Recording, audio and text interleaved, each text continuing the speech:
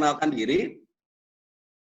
Ini nama saya Pak Bu, nama saya adalah Tony. Bidang saya, S3 saya di bidang e-government dan teknologi adoption. Nah, ini pertama adalah tentang definisi SPBA Pak Bu ya, tentang definisi SPBA.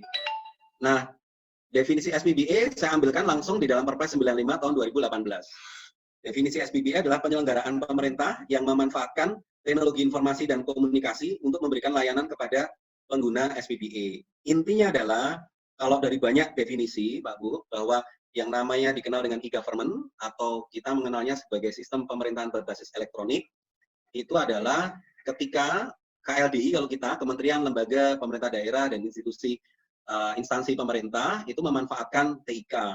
Nah, TIK ini baik internet, jaringan komputer, PC, telepon, SMS, sosial media, YouTube, HP, fax, itu termasuk dalam TIK. Jadi kalau ketika Bapak Ibu sudah memakai WA pun, ya, sudah memakai WA pun, maka itu sudah masuk kategori menggunakan SPBA. Nah, ini kami sederhanakan, cakupan SPBA itu adalah G2G, itu government to government, contohnya e-kinerja, e-surat. Nah, e-sakit review itu adalah contoh G2G yang vertikal, Pak Bu ya, yang vertikal. Jadi Pemda ke pusat itu adalah G2G yang vertikal. Lalu ada yang kedua Pak Bu, cakupan SPBA itu menyangkut G2B. G2B itu kelompok semua aktivitas Bapak Ibu, aplikasi, layanan SPBA yang itu menyangkut antara pemerintah ke bisnis gitu. Jadi apa saja itu layanan yang masuk G2B? Itu adalah surat izin usaha perdagangan, surat izin usaha industri, itu adalah masuk SIUP ya, IUI itu termasuk dalam G2B. Nah, kemudian ada G2C. G2C itu government to citizen. Nah, government to citizen itu adalah aplikasi layanan yang Bapak Ibu gunakan untuk masyarakat ya, government to citizen. Seperti IMB, akte kelahiran, akte perkawinan. Ketika memakai TIK, maka itu disebut G2C. IT is just a tools ya. IT is just a tools. IT is not goals gitu ya. Jadi IT itu bukan tujuan Bapak Ibu sekalian. Jadi punya SPBA itu bukan tujuan. Punya big data bukan tujuan. Punya server bukan tujuan. Punya center, command room bukan tujuan, Bapak Ibu. Jadi IT hanyalah tools, alat untuk mencapai tujuan bisnis. IT itu dikatakan sukses manakala IT itu digunakan oleh target penggunanya ya, dengan benar. Jadi kalau Bapak Ibu menerapkan misalnya e-budgetingnya dipakai beneran nggak? Atau Bapak Ibu misalnya punya program internet, nah udah ngabisin internet banyak, itu dipakai beneran nggak oleh penggunanya? Yang kedua Bapak Ibu sekalian, IT sukses manakala, ini kedua penting, apa? Mendukung operasional dan pencapaian tujuan organisasi secara lebih efisien dan lebih efektif, gitu ya Pak Bu ya. Jadi apa artinya nih kata-kata ini kan sering kita dengar, efektif sama efisien. Nah, efektif artinya ketika Bapak Ibu memakai IT itu tujuan dari organisasi Bapak Ibu lebih tercapai. Itu tujuannya lebih tercapai. Artinya kalau Bapak Ibu Pemda biasanya tujuannya pakai indikator kinerja RPJMD. Ya, efisien artinya ada penghematan, Pak, baik penghematan waktu, usaha, ya kemudian biaya dan lain-lain. Untuk sukses penyedia layanan IT itu wajib mengalokasikan anggaran dan melakukan kegiatan selain di teknologi. Bapak Ibu juga harus melakukan ya apa? Ini tadi satu, pertama teknologi, yakni infrastruktur dan aplikasi. Ya, yang kedua Bapak Ibu juga harus menganggarkan, kita harus menganggarkan Bapak Ibu itu di orang. Nah, ini ada satu nasihat di dalam ilmu IT governance, Pak Bu. Banyak ada quote menarik ya. It is ridiculous ya. Ada kata-kata gini. It is ridiculous ya. When people or organization they are willing to invest their money for the technology, but they don't want to invest to the man behind the gun. Ya. Jadi sesuatu yang lucu gitu ya, atau menyedihkan sebenarnya, ketika organisasi kita itu mau invest untuk alatnya, tapi tidak mau invest ke manusia yang memakai alat itu. Yang ketiga, Pak, yang menentukan keberhasilan dalam SPBA itu adalah organisasi. Kami juga alhamdulillah menemukan dan membuktikan bahwa struktur organisasi Bapak Ibu, Dinkominfo atau unit badan Bapak Ibu itu mempengaruhi, termasuk tupoksi Pak Bu ya, termasuk tupoksi. Lalu, nah ini Pak Bu yang sering Bapak Ibu mungkin lupa, kalau di dalam ITIL diterangkan, salah satu yang juga harus dikelola adalah rekanan Pak. Rekanan kalau dalam bahasa Inggrisnya itu partner, ya partner. Nah, partner itu adalah juga menentukan keberhasilan layanan IT Bapak Ibu sekalian. partner itu karena tentu tidak semua IT Bapak Ibu bisa Bapak Ibu sediakan. Contoh, internet saja kan pasti Bapak Ibu ngambil dari vendor. Termasuk partner itu siapa Pak Bu? Dari vendor, konsultan, perguruan tinggi, itu adalah partner. Nah, kalau Bapak Ibu lihat, di dalam Perpres 95 itu akan mengatur ada namanya arsitektur SPBA Pak Bu. Arsitektur SPBA, ya, arsitektur SPBA. Lalu, di dalam arsitektur SPBA itu, Bapak Ibu akan temukan ada layanan SPBA. Yang paling atas itu adalah layanan SPBA Pak Bu. Layanan SPBA. Lalu yang harus Bapak Ibu, nanti kalau dibaca di Perpres 95, layanan SPBA itu minimal ada 14 layanan Pak. Ya, ada 14 layanan. Nanti silakan Bapak Ibu lihat di dalam Perpres 95, tapi nanti saya akan tunjukkan layanan apa saja yang harus ada. Nah ini insya Allah kalau nanti Kemenpan sudah mengeluarkan yang perangkat yang baru, akan ada list 14 layanan tadi Pak Bu ya. Kemudian yang juga harus Bapak Ibu kelola, bangun dan implementasikan adalah proses bisnis. Proses bisnis itu dilambangkan biasanya dengan SOP Pak Bu. Dengan SOP. Jadi banyak Pemda atau teman-teman di KLD kadang-kadang bingung, proses bisnis itu apa sih gitu. Bahkan ada teman-teman Pemda yang menyampaikan misalnya, oh saya nggak ngerti tentang proses bisnis, saya tidak melakukan bisnis gitu ya, saya nggak melakukan bisnis gitu. Nah itu berbeda ya. Lalu terus kemudian ada data dan informasi, ya, data dan informasi. Nah data dan informasi ini Pak Bu. Lalu terus kemudian ada aplikasi. Yang kelima ada infrastruktur SPBA. Ya ini yang harus Bapak Ibu. Jadi gambar ini menunjukkan 14 hal yang harus Bapak Ibu kelola ya, harus Bapak Ibu kelola. 14 hal yang harus Bapak Ibu kelola. Jadi ada layanan SPBA, proses bisnis, data dan informasi, aplikasi SPBA, infrastruktur SPBA. Nah, infrastruktur SPBA itu adalah ada 3 Pak Bu ya, ada 3 ini yang belum saya masukkan di situ adalah pusat data, jaringan itu ada komanya, jaringan intra pemerintah, kemudian sistem penghubung layanan, Kemudian keamanan SPBA, Pak Bu, yang harus Bapak Ibu kelola. Ketujuh adalah arsitektur SPBA. Arsitektur SPBA. Nah, arsitektur SPBA itu adalah detail komponen dari nomor 1 dan 6 tadi, dan hubungan antara ke-6 komponen 1, 6 itu. Itu dokumennya namanya arsitektur SPBA. Kemudian ada manajemen SPBA, penyelenggara SPBA, peta rencana SPBA, rencana dan anggaran SPBA, kebijakan internal, pemantauan dan evaluasi SPBA, kemudian 14 adalah audit TK. Kalau Bapak Ibu lihat di gambar ini ada artinya ya Pak Bu ya, yang saya bikinkan model ini ada artinya. Artinya Bapak Ibu bisa lihat bahwa di lapisan paling atas, ujung layer paling atas itu adalah layanan SPBA. Intinya semua komponen itu adalah untuk mensupport layanan Pak Bu. Nanti saya akan terangkan layanan itu apa.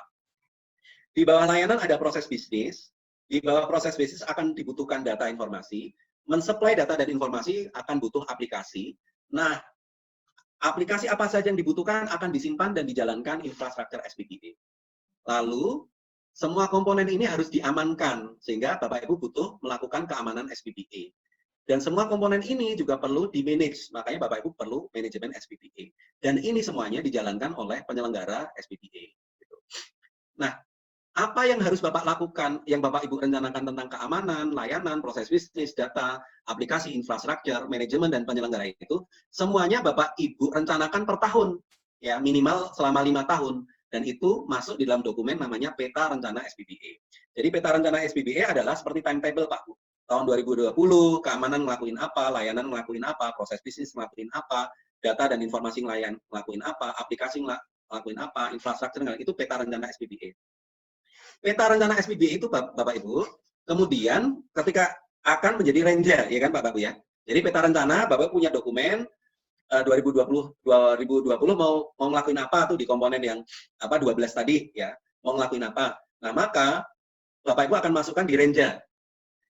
Jadi rencana kerja yang menyangkut dengan SPBA, baik itu hardware, software, orang, itu semuanya harus berdasarkan dari peta rencana SPBA dan harus ada di arsitektur SPBA. Maka dari itu, peta rencana akan diwujudkan menjadi renja, kemudian ditentukan anggarannya menjadi RKA. Itu Pak Bu, menjadi rencana dan anggaran SPBA. Nah, itu sebenarnya benang merahnya Pak Bu. Nah, kalau saya gambarkan Pak Bu, ada tahapan SPBA itu ada tahapan plan, do, check, act gitu ya. Itu tahapan perencanaan, tahapan pembangunan, tahapan operasi, tahapan evaluasi. Maka kalau disebut sebagai tahapan perencanaan, maka di tahapan perencanaan Bapak Ibu harus melakukan arsitektur SPBA, bikin arsitektur SPBA, bikin peta rencana SPBA, lalu rencana dan anggaran SPBA, menyiapkan penyelenggara SDM SPBA, kemudian menyiapkan dan mensahkan, mempublikasikan kebijakan internal. Gitu. Di tahapan build itu membangun, Bapak Ibu mulai membuat SOP, data dan informasi, aplikasi. Nah, ini 14 komponen tadi saya letakkan, Pak, kalau di dalam apa namanya siklus hidup ya, atau siklus hidup layanan itu ada plan, build, operate, evaluate. Saya kelompokkan gitu. Saya akan masuk yang pertama dulu, Pak, tentang arsitektur SPBA, Pak Bu ya. Apa yang harus Bapak Ibu bikin untuk instansi pusat dan pemerintah daerah? Pertama adalah arsitektur SPBA. Ya. Apa itu arsitektur, Pak Bu? Nah, ini saya masuk ini ya Pak Bu ya, pakai istilah ini dulu. Pakai istilah akademik dulu nih agak ini. Ini kalau dari ISO Pak, Bu, intinya gini. Arsitektur itu adalah gambaran umum sistem itu ada apa aja dan hubungannya apa aja. Kenapa Bapak Ibu butuh enterprise architecture? Karena selama ini baik organisasi apapun, Pemda, kementerian, perusahaan itu umumnya tersekat-sekat. Tiap OPD itu hanya mikirkan kebutuhan OPD-nya sendiri. Gitu. Atau bahkan bidang hanya mikirkan kebutuhan bidangnya sendiri. Ya Pak ya, kan biasanya kami menemukan seperti itu. Jadi, nah dengan adanya dokumen namanya enterprise architecture, semua kebutuhannya itu ditemuin jadi satu. Jadi kita kayak melihat ini Pak, kayak melihat dari helikopter view. Kita melihat dari helikopter view. Jadi waktu bikin arsitektur itu kita melihat, oh ternyata aplikasi e-surat ini dibutuhkan untuk semua. Oh ternyata server ini dibutuhkan oleh 10 OPD gitu ya. Sehingga kapasitasnya beli yang besar sekalian gitu. Nah itu artinya enterprise architecture itu mencoba melihat kebutuhan itu tanpa tersekat-sekat. Gitu. Nah, kalau sudah mampu melihat dari helikopter view, maka kita akan bisa membuat proses-proses yang terintegrasi, responsif, kemudian bisa mendukung operasional dan lebih kompetitif. Gitu.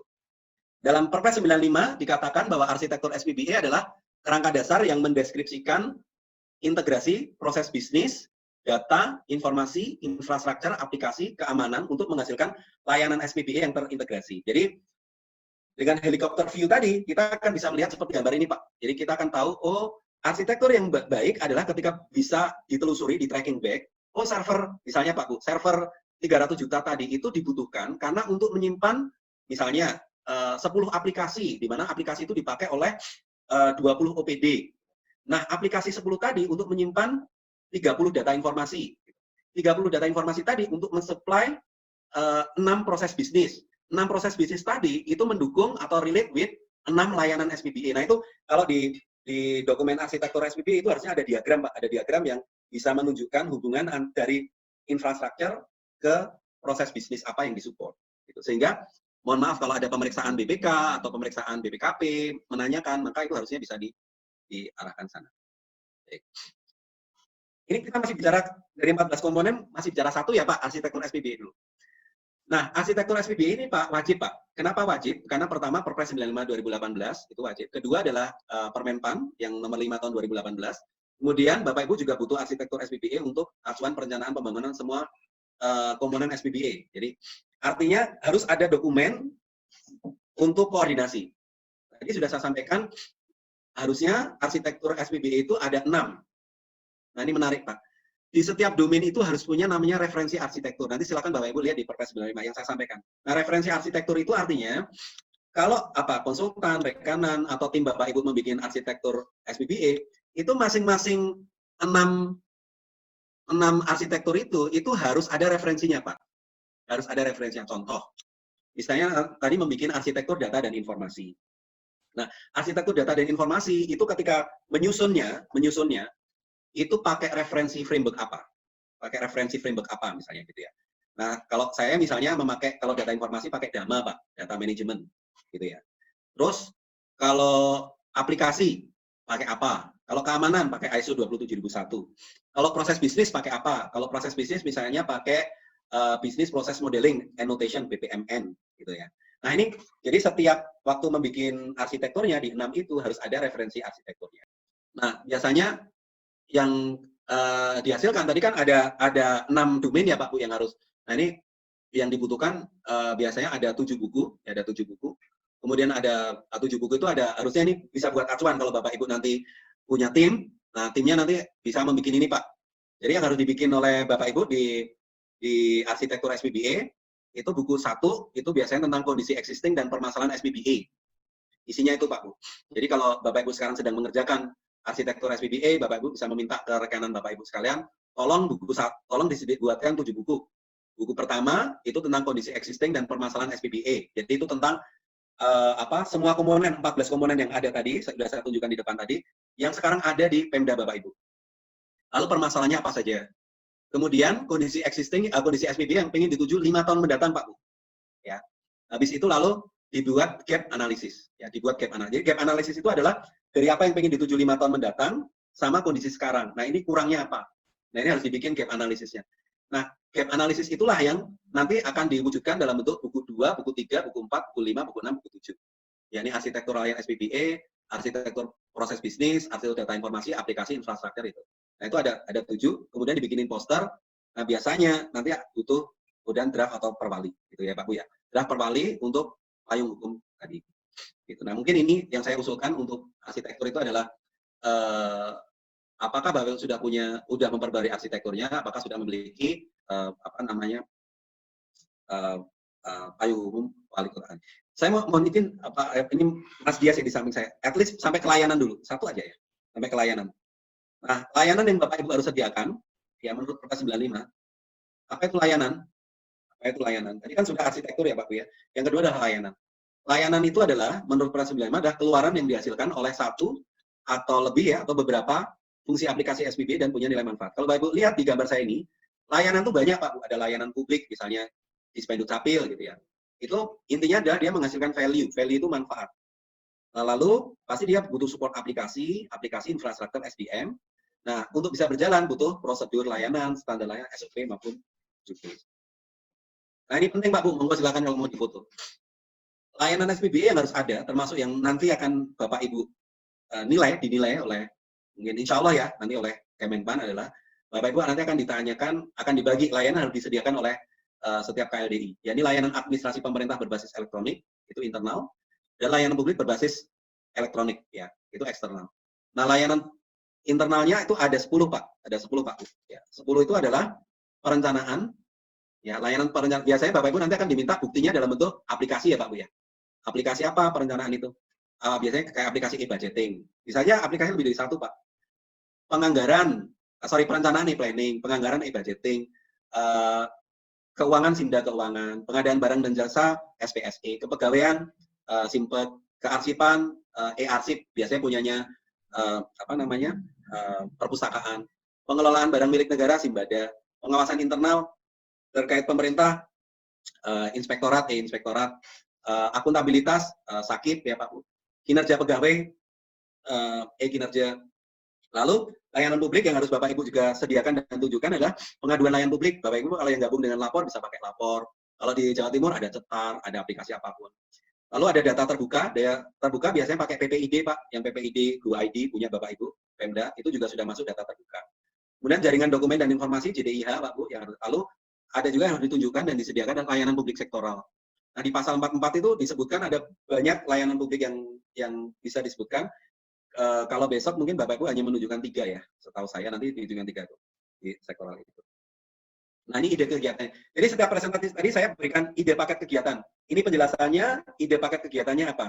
Jadi ide kegiatannya adalah, sudahkah Bapak Ibu memiliki aplikasi dari 10 layanan tadi, plus 3 layanan publik tadi, lalu layanan publik sektoral apa yang belum Bapak Ibu sediakan dari yang disebutkan di pasal 44 tadi. Nah, Bapak Ibu cek. Lalu yang ketiga adalah inovasi layanan apa saja yang harus sebaiknya Bapak Ibu kerjakan. Nah, itu mulai Bapak Ibu bisa lakukan. Dari mall layanan, single window, service, aplikasi atau layanan via mobile, jemput bola, dan lain-lain. Nah, ini ide kegiatan.